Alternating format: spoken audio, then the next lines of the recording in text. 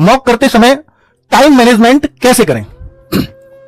अगर आप देखें कि भाई टाइम का मैनेजमेंट क्या कैसे किया जा सकता है, तो मैं इसके लिए अगर बोलूं तो मेरे भाई मैथ्स मैं एक एक चीज बता रहा हूं, ये मॉक में बता रहा हूं, मॉक में टाइम मैनेजमेंट, क्योंकि बहुत सारे बच्चों को दिक्कत आ रही है। और कुछ बच्चे तो ऐसे सोच रहे होंगे सर मैंने तो मॉक शुरू ही नहीं किया अभी तक। तो मॉक टाइम मैनेजमेंट की मैं बात कर रहा हूं, maths, reasoning, GS and Hindi. बच्चों इतना आपको पता है कि मेरे को 2 घंटे ऐसे यूज करने हैं कि मेरा समय पूरा पड़ जाए। अगर किसी बच्चे की गलती से जैसे 150 प्रश्न है और 140 प्रश्न मैंने समय में कर लिए, लेकिन 10 प्रश्न बिन पढ़े ही छूट गए, तो मैं समझता हूं कि वो बच्चा 99% एग्जाम क्लियर नहीं कर पाएगा। 99% इतनी पॉसिबिलिटी कम हो जाती है, क्योंकि वो जो 10 प्रश्न छूटे हैं ना, वो बहुत आसान भी हो सकते हैं और वो 5-6 प्रश्न आपके यूं ही बन जाएंगे। उनमें ऐसी संभावना ज्यादातर होती है, क्योंकि चीजें ऐसी छूटती हैं। जीएस कभी नहीं छूटती, मैथ छूटता है, रीजनिंग छूटती है, या हिंदी कई बार ऐसे छूट जाती है। तो भाई बिन पढ़े अगर चीजें छूट रही है ना, तो वो नुकसान करेंगी, ये ध्यान रखना, क्योंकि आपके लिए पेपर 140 में से रह गया, बाकी के लिए 150 में से है। तो 140 में से 130 करना, 125 करना, और एक 150 में से 130 करना, 125 करना ज्यादा आसान है। दोनों में कितना फर्क है ना। अगर हम देखें कि भाई मैथ्स में हमारे क्वेश्चन आएंगे 20 में, मान के चल लेता हूं, 18-20 जो भी 20 क्वेश्चन में मान रहा हूं।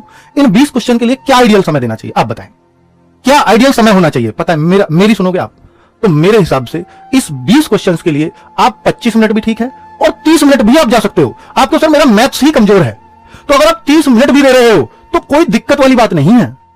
अगर आप रीजनिंग में देखो, अगर आप इसमें 30 देते हो, फिर रीजनिंग में 1 घंटे से ज्यादा मत देना। बस आपके उत्तर में मैथ्स 25 में कर जाता हूं, तो यहां स्ट्रेच कर सकते हो 65 मिनट तक।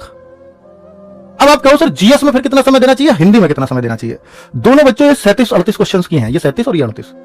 हिंदी और जीएस अगर आपको बोलूं तो यहां 12 और 13 मिनट काफी होते हैं दोनों के लिए। मैं जीएस को हमेशा ये बोलूंगा कि आप 12 मिनट में करें, और हिंदी थोड़ा ज्यादा क्वेश्चंस करते हो, एक एक क्वेश्चन थोड़ा सा सावधानी से पढ़ना पड़ता है। जीएस में हम ये मानते हैं कि 20, 22, 25 क्वेश्चन हमारे लिए पर्याप्त होते हैं, इसलिए उसमें थोड़ा कम समय देंगे हम हिंदी से। तो यहां मैं 13 मिनट की बात करूंगा। आपको सर ओएमआर भी भरना है, ये तो ऑनलाइन के हिसाब से आपने बता दिया। तो अगर आप कुछ कम करना चाहते हो तो यहां आप 27 मिनट 28 मिनट कर सकते हो। तो बच्चे ये मुझे लगता है कि एक आइडियल टाइम मैं आपको बता रहा हूं कि जितने टाइम में आपको पेपर करना चाहिए। आपको सर एग्जाम में सबसे पहले क्या अटेम्प्ट करना चाहिए? तो एग्जाम में जो सबसे पहले अटेम्प्ट करोगे ना, वो रीजनिंग को ही आपने को करना चाहिए। क्यों सर? इसलिए कि रीजनिंग में आपको ऐसी भी चीजें छोड़नी पड़ेंगी, ऐसी भी चीजें छोड़ दीजिए कि जो आपकी, जैसे मान लीजिए आपको लगता है कि इस प्रश्न में मैं कर तो लूंगा लेकिन मेरा समय ज्यादा लगेगा, तो उसको छोड़ करके चलना है।